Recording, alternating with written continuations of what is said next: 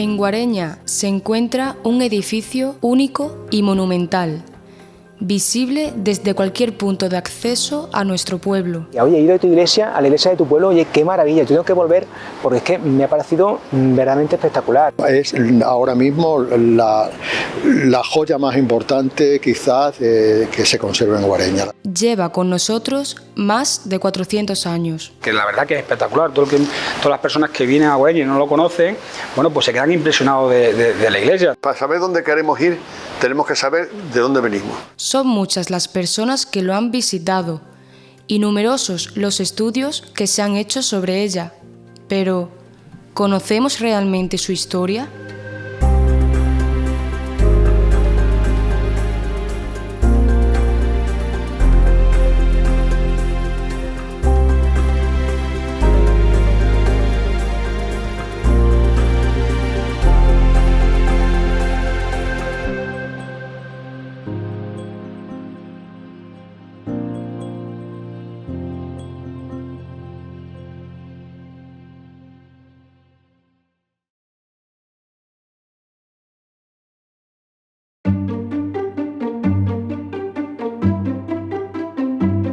Si viajamos en el tiempo en busca de cualquier huella de nuestros antepasados, encontraremos vestigios de civilizaciones anteriores en las zonas próximas a Guareña. Sí que las inmediaciones están plagadas de restos arqueológicos de todas las épocas, desde la prehistoria hasta la actualidad. Solo falta recorrerse los cerros que rodean Guareña para darse cuenta de que hay restos de teja, restos de cerámica, incluso de industria lítica, que hablan precisamente de ese pasado muy remoto. Pero si nos centramos en el núcleo de población, no será hasta el siglo XIII, en plena Reconquista cristiana, donde localizamos las primeras referencias a nuestra localidad. El territorio al sur del Guadiana, el territorio de lo que sería la tierra de Medellín, pues va a ser reconquistada definitivamente a los musulmanes en 1234 y a partir de ahí pues se creó toda una red de poblamiento de forma jerarquizada. Y en ese contexto histórico del primer tercio del siglo XIII, pues habría que encuadrar la aparición de lo que conocemos como Guareña, ¿no? Justo en este periodo empezaríamos a formar parte del Condado de Medellín. Este hecho, junto a la participación del obispo de Plasencia en la reconquista del territorio, fue clave para la construcción de nuestra iglesia. Es entonces cuando nos incorporamos al territorio de la diócesis placentina.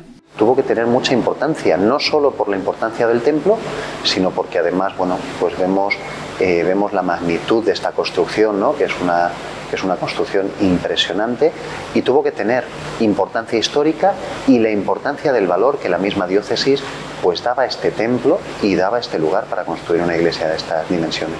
En este contexto surge la necesidad de construir una nueva iglesia. La principal hipótesis apunta a un crecimiento demográfico como una de las razones principales que llevaron al concejo del pueblo a impulsar esta nueva construcción.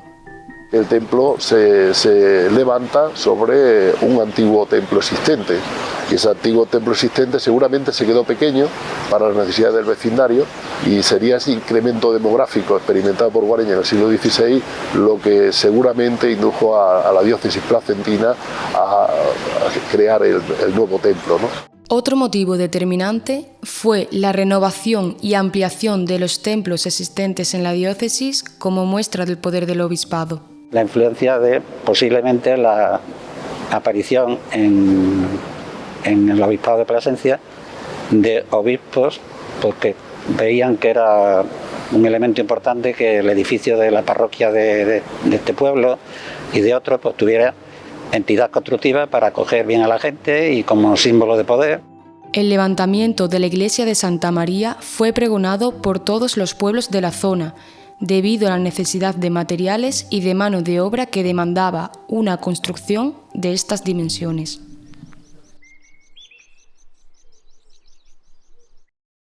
El 10 de marzo de 1557 se inicia la obra sobre un antiguo templo de estilo mudéjar.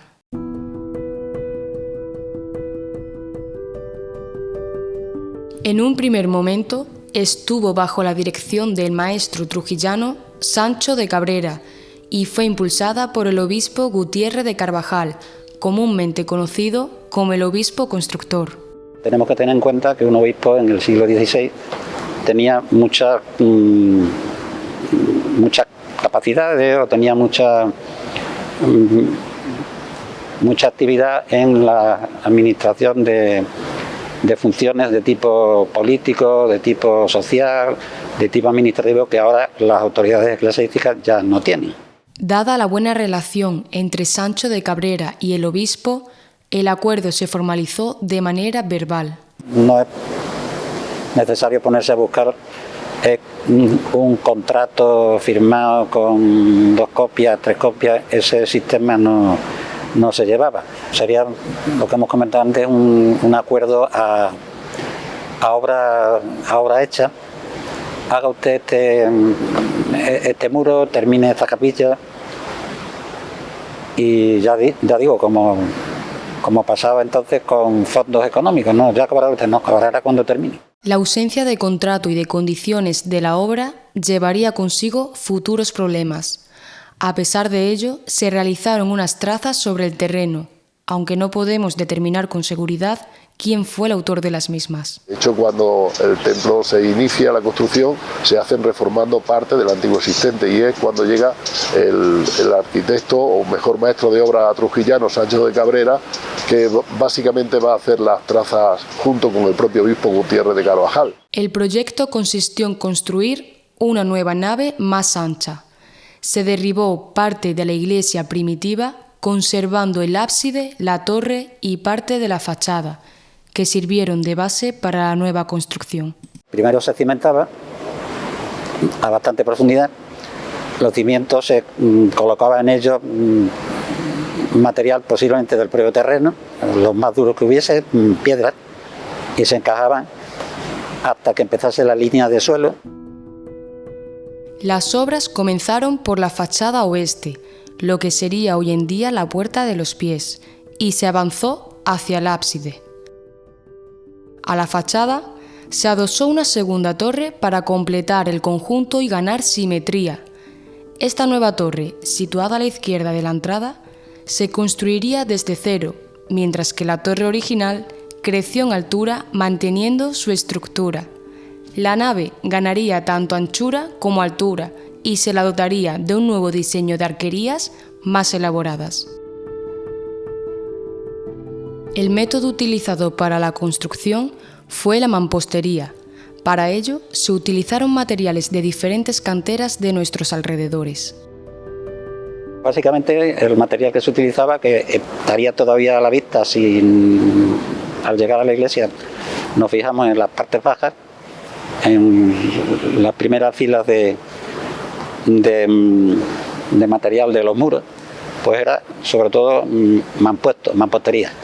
Mampostería es una mezcla entre material de fragua, ahora diríamos cemento, entonces no, barro entremetido con las piedras de la zona que formaban el tabique, y los huecos se iban tapando con barro apisonado, seguramente, formando lo que se llama técnicamente la mampostería. Esta técnica constructiva se combinaba con el empleo de piedra, recurso más apropiado para las zonas delicadas como las jambas, las pilastras o aquellas zonas en las que se buscaba un efecto decorativo. Los 2 años básicamente que está Sancho de Cabrera al frente de las obras, pues como digo, la relación con el obispo fueron, bueno, por lo menos dificultosas en la última etapa, y pasó en segundo plano.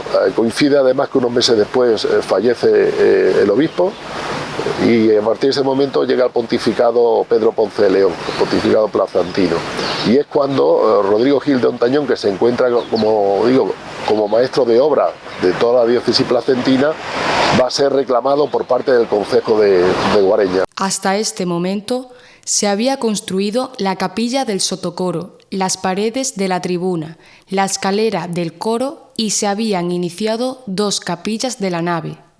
Ahora, con Rodrigo Gil al frente de la obra, daría comienzo una nueva etapa constructiva que se extendería por 17 años.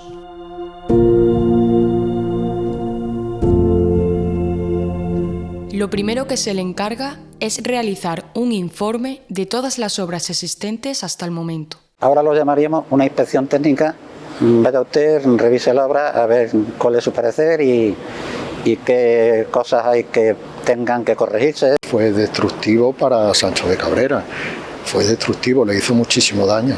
En este estudio queda plasmado que las trazas de Sancho de Cabrera no coincidían con lo construido, a lo que se le sumaban numerosos defectos relacionados con el coro, las capillas o la bóveda. Tras esto, en 1560 se realiza la contratación oficial de Rodrigo Gil d'Ontañón como maestro de las obras de nuestra iglesia.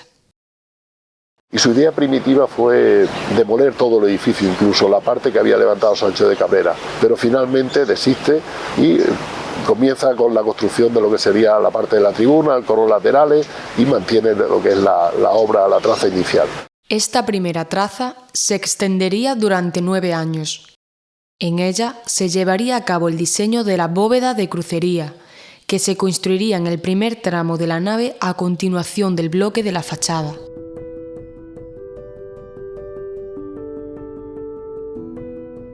Con este primer tramo de la nave ya levantado y sus arquerías completas sobre las cimbras y soportes, se procedería a cubrir la bóveda y rellenar los plementos que forman los nervios de la misma.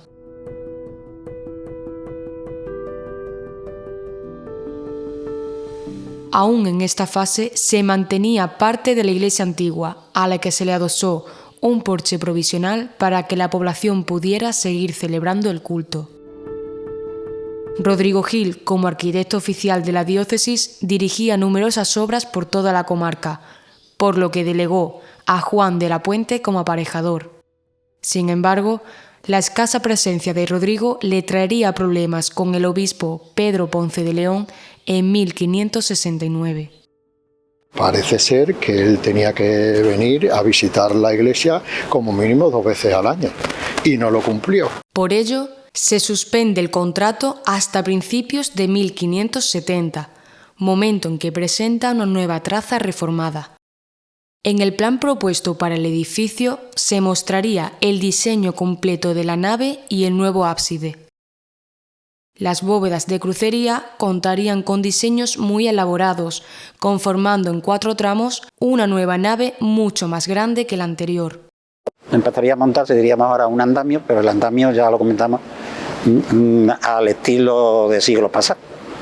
Va subiendo la pared, hace falta el andamio, se sube a escaleras hasta poner el primer cuerpo de andamio, ya ahí se monta la plataforma, encajando los maderos con las plataformas hasta la altura que llegase el hombre desde la primera plataforma y así sucesivamente. Las bóvedas se caracterizan por el diseño estrellado propio del gótico tardío, compuesto con arcos diagonales, terceletes y ligaduras, de los cuales los arcos secundarios tienen una función más ornamental que estructural. La segunda traza no llegaría a completarse debido a la muerte de Rodrigo Gil en 1577. Para entonces, el edificio ya contaba con una clara uniformidad en su conjunto.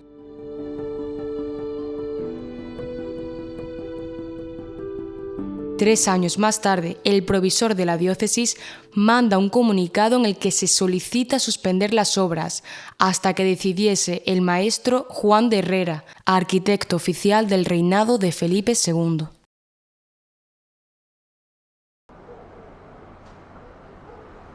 A finales del siglo XVI, la población de Guareña ya es una de las más significativas dentro del condado de Medellín. Dentro del condado de Medellín sería ya la tercera población, incluso superando a la propia capital de Medellín. Y la iglesia sigue un ritmo constructivo, pero más bien lento, con muchas paradas. Ya digo que hay unas lagunas constructivas. Algunas irregularidades en la obra, sumadas a estancamientos demográficos y sucesivas paradas, alargarían el proceso constructivo, acarreando complicaciones siglos después.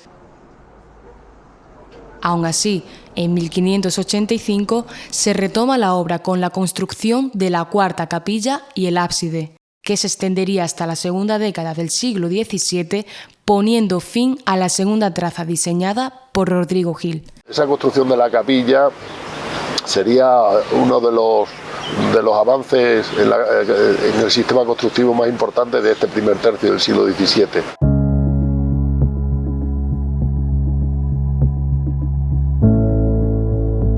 Hacia 1680 el edificio estaría terminado. Quedaba así finalizada esta obra de dimensiones catedralicias y estilo renacentista con influencias góticas. Con 3 portadas de arco de medio punto, la más decorada es la que se ubica en la zona del atrio, denominada Puerta de la Epístola y datada del siglo XVII. Algunos de los detalles que presenta esta portada son 4 figuras femeninas que representan las 4 virtudes, y en el frontón podemos observar la representación de San Pedro y San Pablo. Los ventanales de Guareña se relacionan estilísticamente con los de la Catedral Nueva de Salamanca, donde también intervino Rodrigo Gil. Aquí aparece concentrada la mayor riqueza decorativa, con variedad de motivos propios del plateresco. Otro aspecto importante es el simbolismo de la luz, que está relacionado con la identificación que hace la literatura entre Dios y la luz. Esta se empleará para destacar los elementos materiales de la arquitectura. Ya en la última década del siglo se iniciaría en la ampliación de la Torre Sur.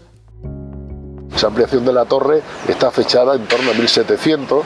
Aparece una lauda ahí en uno de los tramos de la torre donde se dice que esta torre fue terminada en 1700 y demás, como era costumbre ubicarla, ¿no?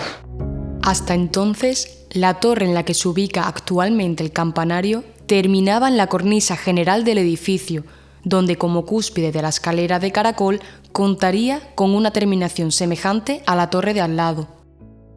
La ampliación consistió en 2 cuerpos que son los que ahora luce y una cúpula de media naranja.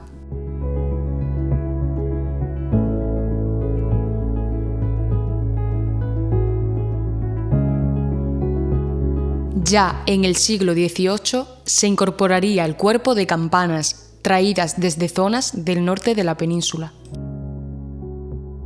Sabemos que hay campanas fechadas en el siglo XVIII que fueron realizadas por maestros fundidores cántabros, como fue Manuel del Camino y Pedro Alonso. Hay constancia de que Manuel del Camino realizó dos, una conjuntamente, como he dicho, con Pedro Alonso y otra en solitario.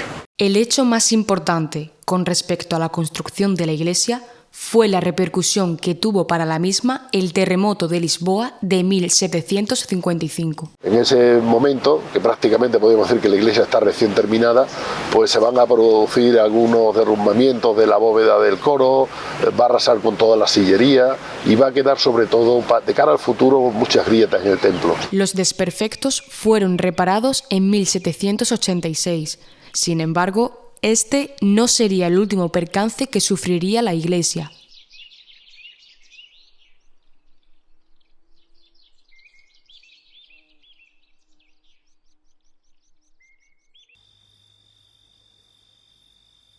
A nivel histórico, encontramos en este siglo el actual nombre de Guareña, según el Catastro de Ensenada y según el Archivo Histórico Municipal. El nombre inmediato de Guareña era Garuna y luego Guareña, ¿no? Bueno, Garuna y Guareña, en medio está Garueña. Digo esto porque en el ayuntamiento de aquí de Guareña hay documentos que aparece Garueña y en un momento determinado aparece ya Guareña. Pero lo que marcaría un antes y un después sería su separación del condado de Medellín en 1734, de manera que nuestro pueblo adquiriría el privilegio de villazgo. Se adquiere el título de villazgo. Eso significaba tener una independencia jurídica, tener toda la jurisdicción civil y criminal, y sobre todo la delimitación de un término. Los alcaldes del pueblo, del ayuntamiento, son los que ya pueden impartir justicia y dictaminar sentencias de cualquier delito, mayor o menor. Símbolo de esta independencia jurisdiccional son los diferentes cruceros de granito que se instalaron en las entradas a la localidad. Una cruz de piedra o de madera, no sabemos cómo sería, con garfios. con una especie de ganchos donde se exponía, ¿no?, al público para que aprendiese y supiese, o se ponía para el escarnio de la persona que fuese que había cometido el delito. En cuanto a la estructura urbana de este siglo, las calles principales mantenían una disposición medieval. Encontramos así pozos, puentes, molinos y casas de diversos tamaños, como muestra de los diferentes rangos sociales que vivían en el pueblo. Claro, había muchas diferencias entre los dos tipos de casas. Las casas de gente más adinerada eran casas grandes que tenían una puerta falsa para la entrada de las bestias directamente sin tener que pasar por casa, y las casas de labradores pues eran casas más pequeñas. La mayoría no tenían una salida desde el patio a la calle, por lo tanto las bestias tenían que entrar por el pasillo, y el pasillo estaba con rollos con cantos rodados, ¿no? El punto principal de encuentro social era la conocida Plaza Vieja, lugar de mercados y reunión social. Esta pasa a un segundo plano cuando se construye la Plaza Nueva, con motivo del crecimiento del pueblo hacia esa zona. La actual Plaza de España en su momento se conoció como Plaza Nueva. Lógicamente en ese momento la Plaza Vieja pasa a un segundo lugar. Quizás porque el pueblo se desarrolló hacia ese lado del este y fue necesario crear una plaza más céntrica, porque quizás la Plaza Vieja ya quedaba más a las afueras del pueblo, ¿no?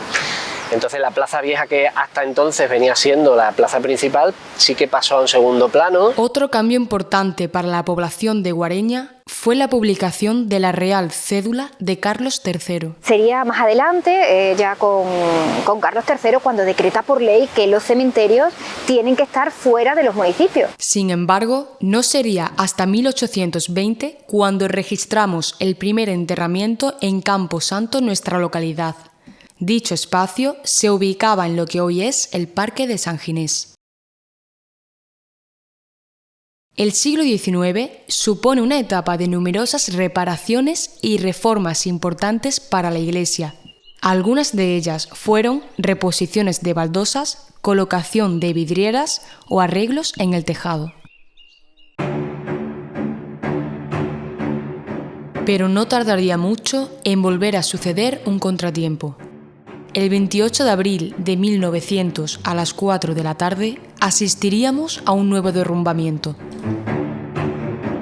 Pues parece ser que por la parte más antigua, la que hemos estado hablando antes, de los pies de la iglesia, se movió lo que es un arco periaño, donde se apoyaba parte de lo que es la torre, más parte también de lo que era la antigua escalera al coro, y se produjo un hundimiento haciendo mucho daño. Seguramente cuando en su momento constructivo se cerró el tramo de los pies de la iglesia y lo que llaman la tribuna, pues se hizo con defectos. Se hizo con defectos y andando el tiempo, que esto se veía seguramente en la fase constructiva del siglo XVII, y andando el tiempo, pues, esos defectos produjeron el derrumbe. Para llevar a cabo la reconstrucción de los daños causados, se creó una junta local cuyo objetivo fue recaudar el dinero necesario para sufragar los gastos de la obra. Pedro Casas, el obispo que en esos momentos visita Guareña en 1901, elabora un expediente con el objetivo de elevarlo a lo que entonces era el Ministerio de Gracia y Justicia para recabar fondos y proceder a la reparación tanto de la bóveda como de los elementos dañados, ¿no? El ayuntamiento va a elevar también numerosas peticiones y escritos diciendo que no se podía oficiar misa y que la Eucaristía y todo esto se hacía en la capilla del convento, utilizándose entonces como lugar. Las primeras medidas que se adoptaron fueron desescombrar y desmontar el tejado de la iglesia, colocando una armadura metálica que librara las bóvedas de cargas. En la parte de la techumbre, lógicamente, tuvieron que reconstruir el tejado completo, y la bóveda que nosotros vemos, hay una cámara entre la bóveda que está a la vista, la parte de arriba y la techumbre al exterior, es decir, los tejados, y la armadura metálica de hierro que pusieron está separada del tejado. No hay ya la carga del peso del tejado sobre las claves de los arcos. Algunas complicaciones en la obra provocaron desacuerdos con las directrices que se estaban siguiendo. Esto supuso una nueva ralentización. En 1908, el obispo Francisco Jarrín visitó las obras haciendo referencia al estado deplorable que presentaba la iglesia. Además, también estuvo en las obras del actual cementerio, que se estaba construyendo en sustitución al de San Ginés. Tras esto, el 1 de mayo de 1916 comenzó la verdadera reconstrucción, en la que destaca la sustitución de materiales pesados por otros más ligeros, la reparación de la grieta del muro o la colocación de nuevas losas. La parte central de la cuarta bóveda ha caído sobre el corro. Si tú conoces ese dato, es cierto que pasa inadvertido que los nervios, las nervaturas de lo que es la bóveda, si te fijas bien, se ven pequeñas pinceladas blancas. Eso significa que está hecho de otro material diferente a las bóvedas que le preceden, ¿no? Que son las originales. Eso es porque demuestra que la bóveda cae y se reconstruye con elementos quizás más livianos, ¿no? para soportar esas cargas, ¿no? La obra terminó el 10 de junio de 1917, siendo consagrada por el obispo Ángel Regueras. Pero el derrumbe de la bóveda no sería el único hecho que marcaría este siglo, porque tan solo 19 años después llegaría la Guerra Civil, suponiendo un antes y un después para nuestra Iglesia.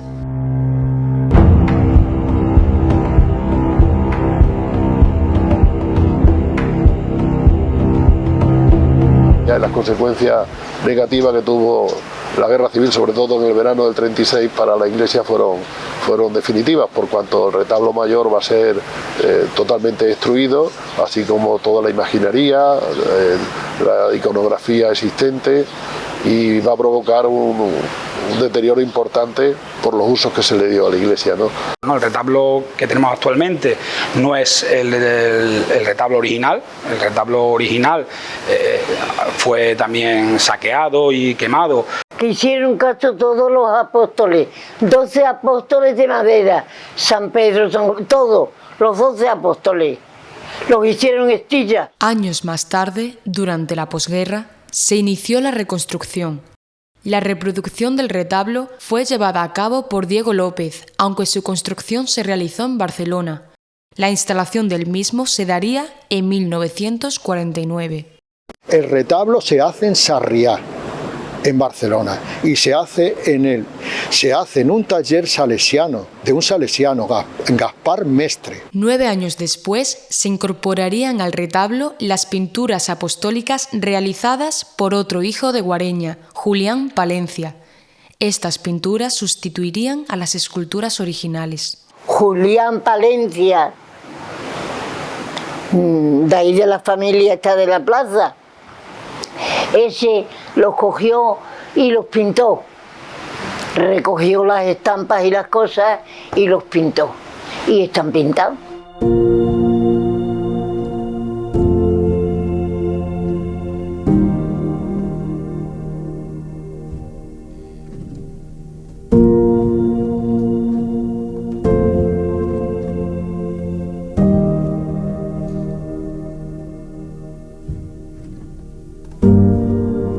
La guerra trajo como consecuencia pérdida del patrimonio histórico-artístico, pero afortunadamente se conservaron los libros sacramentales, que para los historiadores es una fuente inagotable de información, como también una colección de platería importante, no sé si en torno a 45 o 50 piezas de los siglos XVI y XVII, y sobre todo una custodia del siglo XVIII de plata, que es una obra maestra, ¿no? Es impresionante porque yo es el único sitio en el que he encontrado un juego completo, es decir, la platería normalmente son los candelabros con la cruz de altar, con el cáliz si acaso, pero el que aquí además estén los platos de las ofrendas, el que esté el portapaz, el que esté el portaviático, el que esté la custodia, el que estén los atriles, o sea, es el juego completo, la cruz procesional, también a juego con la cruz de altar y con los juegos de candelabros, o sea, es un juego impresionante por lo completo que es.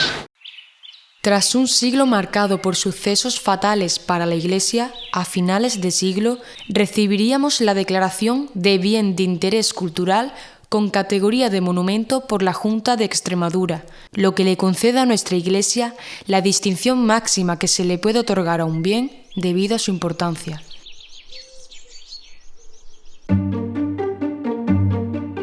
En este sentido, ya en pleno siglo XXI, han tenido lugar 2 intervenciones de conservación. La primera fue la restauración y consolidación de la torre en 2005, en la que se repararon daños estructurales en los parámetros verticales del edificio. Sabemos que la reforma del 2005, también he comentado antes, eran muchísimos daños estructurales que ya había por el paso de los años y numerosas raíces y árboles que habían nacido entre las tejas, entre las grietas. La torre se cose, ¿no? Se cose con unos taladros y se meten, por lo que es hierros, ¿no? Lo que son corrugados, ¿no? Corrugados que lo que hacen es coser los laterales de la iglesia. Entonces, las personas que hacen la reforma dejan una pequeña ventanita y ahí se ve perfectamente el corrugado cómo atraviesa la torre, ¿no? 12 años después, en 2017, se llevó a cabo una rehabilitación del pavimento. Es, hasta la fecha, la última reconstrucción realizada. Fue el cambio de los suelos casi por completo, quedan algunas capillas laterales y siempre quedan, en estos edificios siempre quedan cosas por hacer, ¿no? Cómo fue el cambio de los suelos, cómo ha sido el cambio de los bancos para más comodidad de quienes participan en las celebraciones y cómo ha sido también el centrarse en lo esencial, no solo en el edificio, sino en el uso litúrgico que tiene. Recuerdo también que fue un acierto el poder rebajar la puerta de la zona de la palabra para poder tener entrada, para tener acceso de minusválidos sin tener que poner la rampa que antes poníamos, que era también bastante incómodo para las mismas personas que necesitaban de ello. Adaptándose a los tiempos y a las necesidades de la sociedad de hoy en día, la Iglesia de Santa María es un punto de encuentro entre el pasado y el presente. Un edificio único en cuya construcción participaron generaciones pasadas y que forma parte de nuestra identidad como pueblo. Historia, cultura y tradición como reflejo de nuestras formas de vida, parte indiscutible de nuestro patrimonio cuyo valor pone vistas al futuro.